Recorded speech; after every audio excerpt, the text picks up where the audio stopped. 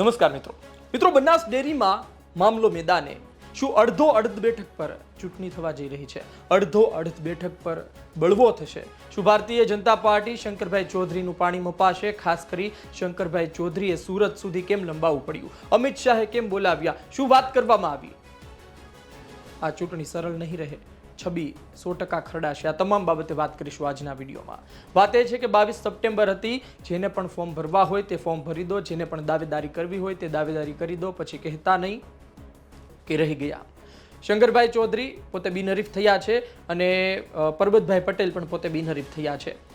વાત એ છે કે 22 સપ્ટેમ્બર સુધીમાં કેટલી બેઠકો બિનહરીફ થઈ, કોણે કોણે ક્યાંથી દાવેદારી કરી, એ તમામ બાબતે પહેલા આપણે સમાચાર લઈ લઈએ, ત્યારબાદ વધુ વાત કરીએ. એટલે કે સૌપ્રથમ તો આપને જણાવી દઉં કે 8 બેઠક બિનહરીફ થઈ ચૂકી છે અને બાકીની 8 બેઠક પર કેટલાય લોકોએ ફોર્મ ભર્યા છે. ભારતીય જનતા પાર્ટીની સામે ભારતીય જનતા પાર્ટીના નેતાઓ પડ્યા છે. જો તમને જણાવી દઉં, આમ તો ઘણા નામ છે એટલે યાદ રાખવા મુશ્કેલ પડે, હું વાંચીને આપને જણાવી દઉં. પહેલા આપણે જાણી લઈએ બિનહરીફ ક્યાં ક્યાં. રાધનપુરથી ચાલુ ડિરેક્ટર અને ચેરમેન શંકરભાઈ ચૌધરી બિનહરીફ. અમીરગઢથી ચાલુ ડિરેક્ટર અને વાઇસ ચેરમેન ભાવાભાઈ દેસાઈ બિનહરીફ. થરાદથી ચાલુ ડિરેક્ટર પરબતભાઈ પટેલ બિનહરીફ. ડીસાથી કમળાબેન દેસાઈ બિનહરીફ. વાવથી ચાલુ ડિરેક્ટર રાયમલભાઈ ચૌધરી બિનહરીફ. સુઈગામથી મૂળજીભાઈ ચૌધરી બિનહરીફ. ભાભરથી અંબાબેન ચૌધરી બિનહરીફ અને સાંતલપુરથી રાઘાભાઈ આહિર બિનહરીફ. તમે જુઓ, વાવ સુઈગામ અને ભાભર જે વાવ વિધાનસભામાં આવે છે એ ત્રણેય જગ્યાએ બિનહરીફ અત્યારથી થઈ ચૂક્યું છે. જોકે આ વિસ્તારમાં ગેનીબેન ઠાકોર મજબૂત છે, વિસ્તાર એમનો ગણાય, એમનો ગઢ ગણાતો. સ્વરૂપજી ઠાકોર જીતીને આવ્યા છે, પણ આ વિસ્તારથી ત્રણેય બેઠકો બિનહરીફ થઈ છે. હવે એ જાણી લે કે કયા કયા વિસ્તારમાં ટક્કર આવનાર સમયમાં થઈ શકે છે. એક તો દાતાથી છે, જ્યાં ચાલુ ડિરેક્ટર દિલીપસિંહ બારડે ફોર્મ ભર્યું છે, તેની સામે અમૃતજી ઠાકોર છે. પાલનપુરથી ચાલુ ડિરેક્ટર ભરતભાઈ ચૌધરી છે, સામે હરિભાઈ ચૌધરી છે. વડગામથી ચાલુ ડિરેક્ટર દિનેશભાઈ ભટોળ છે, તેની સામે કેસરભાઈ લોહ છે અને તેની સામે હલજીભાઈ ચૌધરી પણ છે. એટલે કે ત્રિપાખ્યો જંગ છે. દાંતીવાડામાં નજર કરીએ તો ચાલુ ડિરેક્ટર પીજેભાઈ ચૌધરી અને વિનોદભાઈ ભૂતડિયા સામસામે છે. ધાનેરામાં જોઈએ તો ચાલુ ડિરેક્ટર જે.કે. ચૌધરી અને જોઈતાભાઈ શેઠ એ સામસામે છે. લાખણીમાં જોઈએ તો ચાલુ ડિરેક્ટર ધુડાભાઈ ચૌધરી અને સામે તેજાભાઈ છે. કાંકરેજમાં જોઈએ તો ચાલુ ડિરેક્ટર અણદાભાઈ ચૌધરી સામે બાબુભાઈ ચૌધરી છે.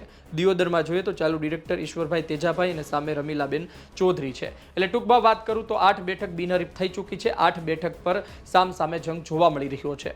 વાત એ છે કે 23 તારીખે આવતીકાલે ચકાસણી થશે આ ફોર્મની. 24 તારીખે ફાઇનલ યાદી આવશે. કોઈના ભૂલ હશે, કોઈએ ખોટી રીતે ફોર્મ ભર્યું હશે તો પણ એ રિજેક્ટ થશે. 24 તારીખે ફાઇનલ યાદી આવશે અને 29 તારીખ સુધીનો સમય આપવામાં આવશે કે તમારું મન પરિવર્તન થાય, તમને લાગે અને સેટિંગ પડી જાય તો તમે પાછું ફોર્મ ખેંચી શકો છો.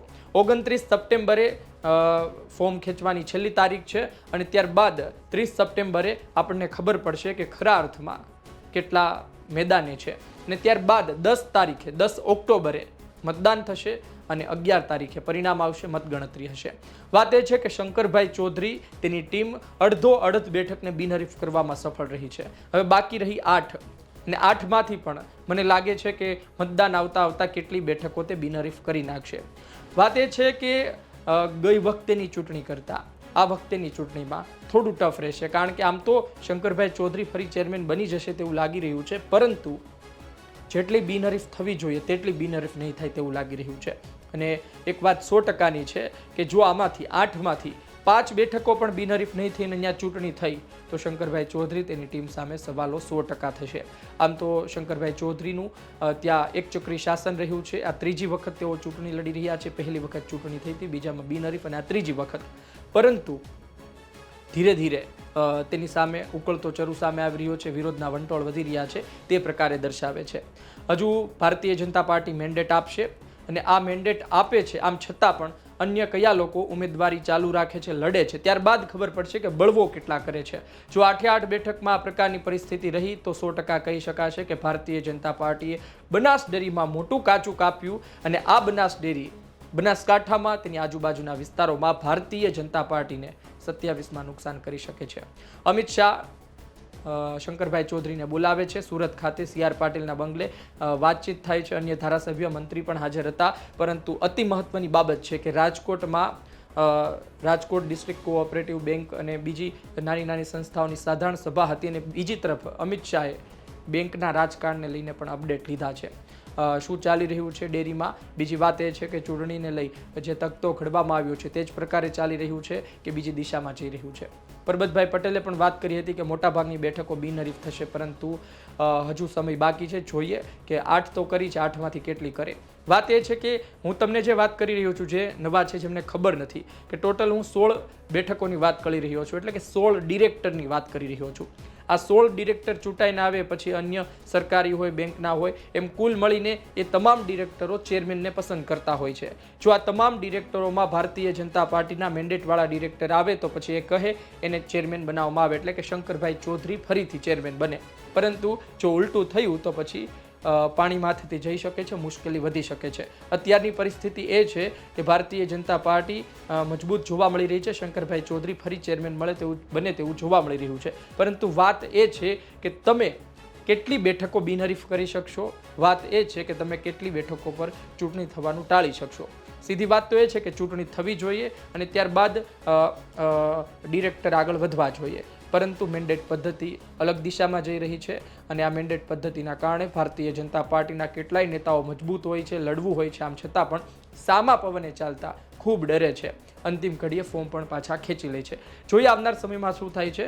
8 બેઠક છે કે જ્યાં ફોર્મ ભરવામાં આવ્યા છે. ભારતીય જનતા પાર્ટીની પરીક્ષા થશે. કેટલા ફોર્મ પાછા ખેંચે તેના પર પણ નજર રહેશે. સામાન્ય રીતે વિધાનસભા ચૂંટણી, લોકસભા ચૂંટણીમાં આપણે જોતા હોઈએ છીએ પહેલા ફોર્મ ભરી દે અને પછી ફોર્મ પાછા ખેંચવાનો સમય આવે ત્યાં સુધીમાં સેટિંગ પડી જાય.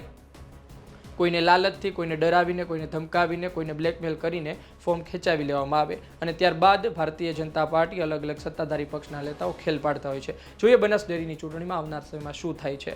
બનાસ ડેરી ખૂબ મોટી છે, સૌથી વધુ દૂધ ભરાવતી ડેરી છે અને તેનું રાજકારણ પણ ખૂબ ભયંકર છે, ખતરનાક છે. તેની અસર ખૂબ મોટી થતી હોય છે. પશુપાલકો ડેરી સાથે સીધા સંકળાયેલા હોય છે. ડેરીના રાજકારણમાં જે તે વ્યક્તિની પકડ આવે, જે તે પાર્ટીની પકડ આવે તો સીધી રીતે પશુપાલકોના મત મેળવી લીધા તેવું પણ કહી શકાય. જોઈએ આવનાર સમયમાં શું થાય છે. આપનું શું કહેવું કોમેન્ટ બોક્સમાં જરૂરથી જણાવજો. ખાસ કરી એ લખજો કે કેટલી બેઠક બિનહરીફ થશે. જે 8 બેઠક પર ઉમેદવારી દાખલ કરવામાં આવી છે એમાંથી તમને શું લાગે કેટલા લોકો ફોર્મ પાછું ખેંચી લેશે, કેટલા લોકો અડગ રહેશે. એક વખત ફોર્મ ભરી દીધું, પાછું ખેંચવા માટે ફોર્મ નથી ભરતા, એવા આમાંથી કેટલા. આપનો અભિપ્રાય કોમેન્ટ બોક્સમાં જરૂરથી લખજો. આપે વિસ્તારથી છો, વધુ જાણકાર છો તો આપનો અભિપ્રાય, આપની પાસે જે માહિતી છે એ લોકો સુધી પહોંચાડજો કોમેન્ટ બોક્સમાં લખીને. આ વિડીયો પસંદ આવ્યો હોય લાઈક શેર કરજો. ધન્યવાદ.